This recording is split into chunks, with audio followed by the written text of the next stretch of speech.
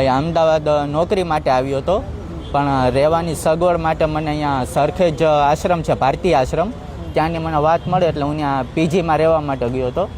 ત્યાં મને એક સંતની મુલાકાત થઈ હતી, જેનું નામ ઈકા બાપુ છે.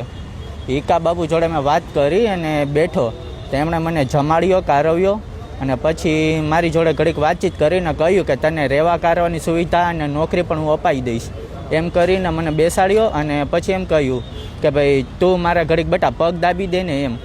પગ દાબવાનું કહી અને મને એના રૂમમાં લઈ ગયા અને રૂમ પછી અંદરથી લોક મારી દીધો અને પોતે આખા આમ કપડાં ઉતારીને નગ્ન અવસ્થામાં થઈ ગયા હતા. અને મને તો કહ્યું કે તું તારા કપડાં ઉતારી નાખ. તો શરૂઆતમાં હું બહુ ગભરાઈ ગયો હતો કે ભાઈ મારે તમે સંત છો બાપુ, મારે આવું કશું નથી કરવું.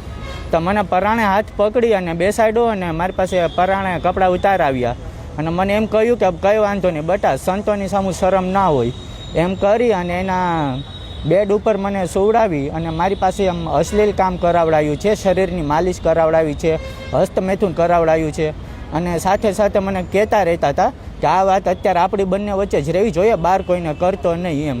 નકર અહીંયા એ કે આટલા કોન્ટેક્ટ છે, અહીંના ટ્રસ્ટી કે મુકેશ પટેલ છે, ખાલી એક ફોન કરે તો પણ એ કે તને ખબર છે અહીંયા હું થઈ જાય એમ. બધાના કોન્ટેક્ટ બહુ ઊંચા છે અને જો તું એક નથી, મને કહ્યું કે તારી જો અહીંયા કેટલાય છોકરાઓ પીજીમાં રહે છે અને આવી સેવાઓ કરે છે એમ.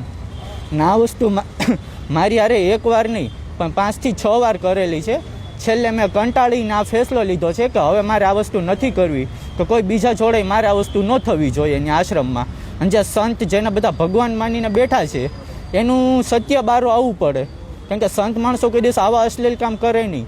એટલે આજે હું હિંમત કરું છું. અતુલભાઈનો મેં કોન્ટેક્ટ કર્યો છે અને અતુલભાઈ મને હિંમત આપીને કહ્યું છે કે આપણે આગળ આમાં કાર્યવાહી કરાવશું. એટલે હું અત્યારે પોલીસ કેસ કરવા અહીંયા આવ્યો છું.